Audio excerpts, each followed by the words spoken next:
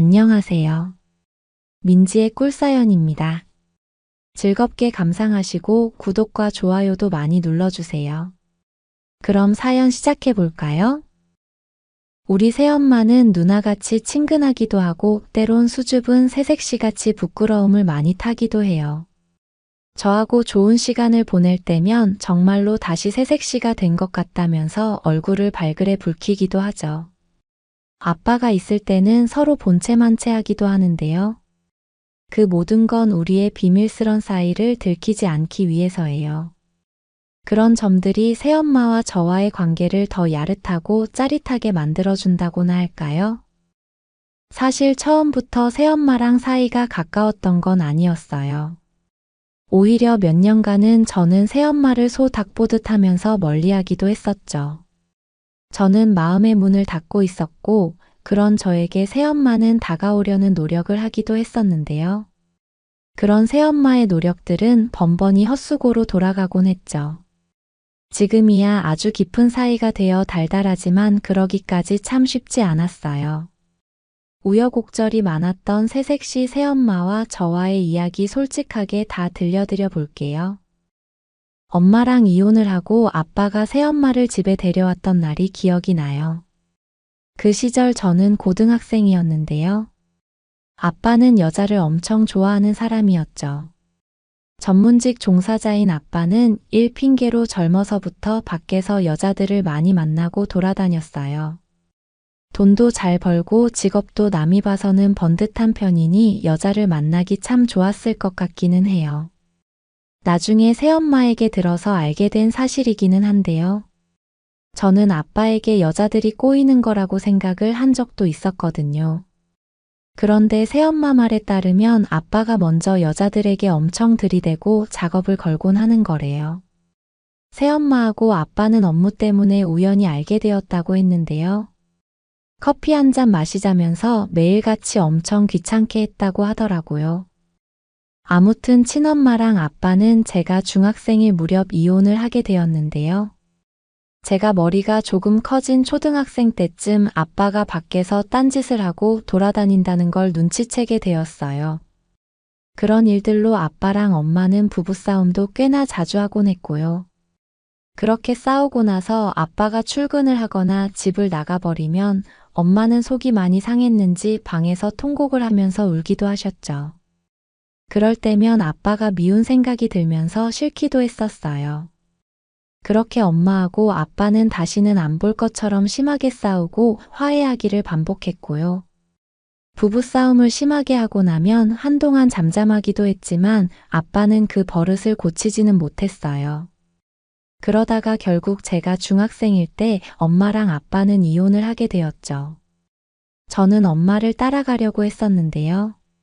엄마가 저에게 이런 이야기를 하더라고요. 우선 아빠랑 살고 있다가 나중에 상황이 좋아지면 같이 살자고 말이에요. 엄마는 아빠의 여자 문제로 언젠가부터 병원에 다니면서 우울증 약을 복용하고 있다고 했고요. 아빠는 분명 그 문제로 트집을 잡을 거라면서 그렇게 시달리고 싶지는 않다고 했어요. 저는 엄마가 그 정도까지 심각한 상황일 거라고는 생각하지 못했었거든요. 그 사실을 알고는 아빠가 엄청 미워지기 시작했어요. 그리고 저에게는 3살 많은 형이 한 명 있는데요. 형은 아주 아빠를 쏙 빼닮은 편이에요. 그래서 그랬는지 형은 아빠를 따라가겠다고 했고요. 저보고도 괜히 엄마 따라가서 더 힘들게 하지 말고 아빠랑 지내자고 반 협박조로 이야기를 하기도 했었죠. 아빠 편을 드는 형하고 사이가 서먹서먹해지기도 했네요. 아무튼 그렇게 저는 결국 아빠랑 형이랑 같이 살게 되었어요. 그래도 엄마랑 연락을 계속하고 지내기는 했죠. 문자도 보내고 전화도 자주 하는 편이었고요. 제 생일이나 명절 같은 날이면 빼놓지 않고 엄마를 만나기도 했어요. 그러다 제가 고등학교 2학년이 되었을 때 아빠가 일을 버리고 말았어요. 재혼을 하겠다고 하시더라고요. 이혼한 지 3년 정도 되었던 것 같은데요. 어느 날인가 집에 어떤 여자를 데려와서는 새엄마가 될 사람이니 인사를 하라고 일방적으로 통보를 하더라고요. 저는 엄마랑 계속 연락을 하고 지내고 있는 상태이기도 했고요. 무엇보다도 엄마보다 10살 이상은 어려 보이는 그 여자가 엄마의 자리를 대신한다는 게 믿기지를 않았어요. 40대 초반인 새엄마는 사실 얼굴도 예쁜 편이었고 옷차림도 세련된 편이기는 했는데요. 처음에는 그런 게 눈에 들어오지 않았어요. 도대체 그런 여자가 왜 나이 많은 아빠랑 결혼을 하겠다는 건지 이해가 되지를 않았거든요. 더군다나 형하고 저까지 자식이 2명이나 딸려 있는 아빠잖아요. 아빠 돈을 노리고 결혼을 하는 건가 싶기도 했고요. 저는 처음에는 잔뜩 새엄마를 경계할 수밖에 없었어요. 새엄마는 형하고 저에게 엄청 친한 척을 하더라고요. 특히 저에게 공부하느라 힘들지 않냐면서 막 관심 있는 것처럼 말을 걸어왔는데요. 새엄마의 눈웃음도 가식적인 것처럼 느껴졌고요. 가까이 가면 진동하는 짙은 화장품 냄새가 싫기도 했어요. 저는 기어 들어가는 목소리로 겨우 묻는 말에 간단한 대답만 해버렸고요. 새엄마와의 첫 만남은 그렇게 마무리가 되었죠. 저는 새엄마가 마음에 들지는 않았지만 제 의견이 뭐가 중요했겠어요. 두 사람은 얼마 후에 결혼을 해버리게 되었고요. 새엄마와 함께 사는 생활이 시작이 되었죠. 저는 새엄마와 가깝게 지내지는 않았어요. 아니, 그러고 싶은 생각이 아예 없었죠. 그 무렵 대학생인 형은 새엄마에게 곧바로 엄마라고 부르면서 다정하게 지내곤 했는데요. 저는 형의 그런 넉살이 도저히 이해가 되지를 않았어요. 고등학생인 저는 공부하느라 바쁘기도 했고요. 불편하고 어색한 새엄마랑 마주치지 않으려고 애를 쓰기도 했죠. 쉬는 날은 공부 핑계로 종일 스터디 카페 같은 곳에 나가 있곤 했어요. 회사를 다니지는 않는 건지 새엄마는 종일 집에 있는 날이 많았거든요. 그리고 무슨 요가니 필라테스니 그런 운동에 푹 빠져 있었던 것 같은데요. 집에서도 레깅스 같은 짝 달라붙는 옷차림으로 있을 때도 많아서 민망한 생각마저 들곤 했어요. 본인 관리하는 건 좋은데 집에서까지 그러고 있는 건 조금 아닌 것 같다는 생각도 들었죠. 저는 간혹 엄마랑 연락을 주고받으면서 새엄마 이야기를 하기도 했는데요. 엄마는 난처한 제 입장을 이해해 주긴 했지만 직접적인 도움을 줄 수는 없었어요. 그저 대학생이 되고 성인이 되면 집을 나가서 혼자 살아보는 게 어떻겠냐는 조언 정도만 해주곤 했죠. 그렇게 새엄마와 저는 어색한 관계로 한동안 지내게 되었어요. 여우 같은 타입이었던 새엄마는 제가 불편해하는 건 아주 귀신같이 알아서는 저를 귀찮게 하지는 않더라고요. 그렇게 고등학교 시절은 쏜살같이 지나가게 되었고요. 저는 운 좋게 가고 싶었던 대학에 합격까지 하게 되었죠. 대학이 집에서 멀지는 않은 곳에 있었는데요. 저는 예전부터 독립하는 걸 생각하고 있었거든요. 그래서 그 이야기를 아빠에게 넌지시 꺼내봤는데요. 땅 파면 돈이 나오는 줄 아냐고 멀쩡한 집 놔두고 무슨 독립이냐면서 욕만 잔뜩 얻어먹고 말았네요. 반듯한 직장을 가지고 자립할 수 있게 되면 독립하라는 잔소리와 함께 말이에요. 그렇게 예전부터 꿈꾸던 저의 독립은 물거품이 되어버리고 말았고요. 저는 새엄마와의 불편한 한 집살이를 계속 할 수밖에 없었어요. 그리고 그 무렵 형이 군대를 가버리는 바람에 새엄마랑 둘이 집에 있게 되는 날도 있었는데요. 그럴 때면 저는 제 방에서 나가지 않고 있었지만 마음이 불편해지는 건 어쩔 수가 없었어요.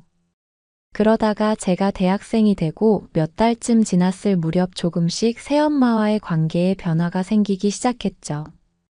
아빠가 한동안 새엄마에게만 집중하면서 잘 지내는 것 같았는데요. 여자 좋아하는 그 성격이 어디 사라졌겠어요. 어느 날부터인가 새엄마랑 아빠도 종종 말다툼을 하는 게 낌새가 이상하더라고요. 간혹 안방에서 새엄마가 누군가랑 통화하면서 무언가를 하소연하는 듯한 소리가 들리기도 했고요. 어느 날은 통화하면서 막 우는 것 같은 소리가 새어나오기도 했죠. 그때 느낌이 왔어요. 아빠의 여자를 좋아하는 버릇이 또 도졌다는 느낌 말이에요. 그러던 어느 날인가 친구들이랑 놀다가 늦게서야 집에 돌아온 날이었는데요. 집이 어둑어둑하길래 새엄마가 드디어 집을 나가버린 건가 하는 생각을 했거든요. 그런데 안방문이 빼꼼 열리더니 새엄마가 저보고 다녀왔냐면서 아는 체를 하더라고요. 속옷이 훤히 비치는 거들 같은 걸 입고는 머리는 다 헝클어진 채 말이에요. 저는 가볍게 목례만 하고 제 방으로 들어가려고 했는데요. 새엄마가 저를 불러 세우더니 묻더라고요. 자기가 뭘 그렇게 잘못했길래 수년을 같이 지내도 곁을 내주지 않는 거냐면서요. 그러면서 저에게 다가왔는데 술 냄새가 풍기는 게 많이 취한 것 같았어요. 새엄마가 잘못한 건 없으니 뭐라 대답을 해야 할지 고민하고 있었는데 한마디를 더 덧붙였어요. 네 친엄마도 아빠가 밖에서 여자 만나고 돌아다녀서 이혼한 거냐고 말이에요. 이럴 줄 알았으면 나이 많은 아빠랑 재혼하는 게 아니었는데 속상하다면서 막 대성통곡하듯이 우는 거 있죠. 그 모습을 보는데 수년 전 엄마의 모습이 겹쳐 보이는 듯 했고요. 정말로 몇 년간 같이 살면서 처음으로 새엄마가 딱해 보인다는 생각을 하게 되었어요. 여자 좋아하는 아빠 잘못이 크지 새엄마가 무슨 잘못이 있을까 싶었으니까요. 딱하다는 마음이 들어서 저는 처음으로 새엄마에게 위로의 손길을 내밀었어요. 아빠가 잘못한 일이 맞으니 그만 우시라고 하면서 새엄마의 손을 살짝 잡았죠. 새엄마도 제가 그런 적이 없었으니 살짝 당황한 듯 보이기도 했는데요. 이내 눈물을 멈추더니 자기랑 술 한잔 하겠냐고 이야기를 하더라고요. 같이 마주보고 식사하는 것도 어색했는데 술을 마시자고 하니 조금 당황스럽기도 했는데요. 뭐든지 마음먹기 나름이잖아요. 술에 취해서 흐트러진 새엄마가 딱하다는 생각이 들기도 했고요. 그래서 같이 한잔 하자고 했죠. 새엄마는 마시던 양주병을 들고 주방 식탁으로 나왔어요. 저는 찬장에서 유리잔 2개를 가져와서 새엄마 앞에 앉았죠. 이렇게 술 마시는 거 처음이네. 너는 내가 불편하지. 잘해주려고 해도 너는 곁을 내주지 않더라. 어쩜 그렇게 잘해볼 기회도 안 주니? 새엄마의 그 말을 듣는데 조금 미안하다는 생각이 들기도 했어요. 틀린 말이 아니어서 할 말이 없더라고요. 새엄마는 한동안 혼자 주절주절 이야기를 이어갔어요. 주로 아빠 흉을 보기도 했고 본인 팔자 타령을 하기도 했죠. 그렇게 단둘이 마주 앉아서 새엄마와 이야기를 나눠보는 건 처음이었는데요. 제가 멀리 했을 뿐이지 새엄마는 나쁜 사람은 아니었어요. 가까이서 보니 얼굴도 고왔고 말투도 조곤조곤하니 여성스러운 면이 넘치는 사람이었죠. 이렇게 어색한 사이로 만나지 않았다면 어쩌면 조금 더 가까운 사이가 될 수도 있었겠다는 생각이 들었어요. 제가 너무 혼자서 벽을 세워놓고 새엄마를 멀리한 건 아닌가 하는 미안한 생각마저 들었죠. 그런 생각을 하니 그제서야 제 마음이 조금 열리는 기분이었어요. 저는 엄마 생각이 나서 새엄마에게 벽을 두었던 것 같다고 죄송하다는 이야기를 털어놓았죠.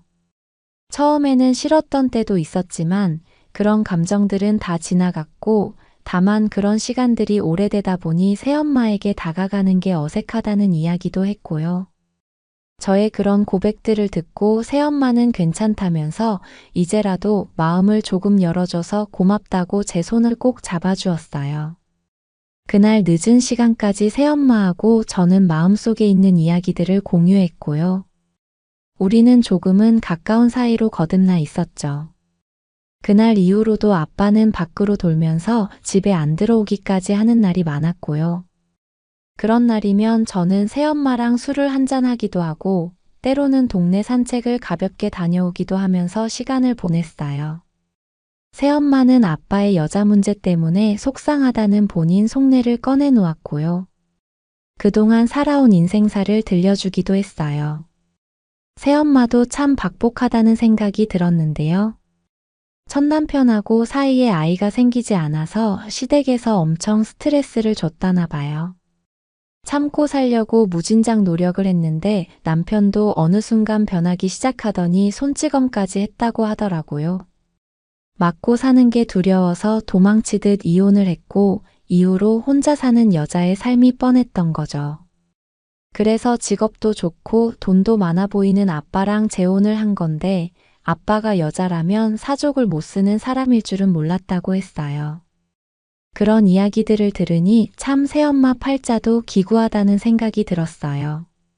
저도 엄마, 아빠가 이혼하면서 사춘기 때 엄청 마음고생했던 이야기들을 털어놓았고요. 우리는 그런 아픈 속내들을 공유하면서 더 가까운 사이가 되어갔죠. 그러던 문제의 그날이었는데요. 그날은 새엄마랑 처음으로 호프집에 가서 치킨에 맥주를 한잔하게 된 날이었어요.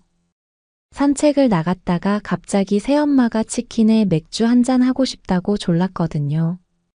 그래서 호프집에서 시간을 한참 보내다가 돌아오게 되었는데요.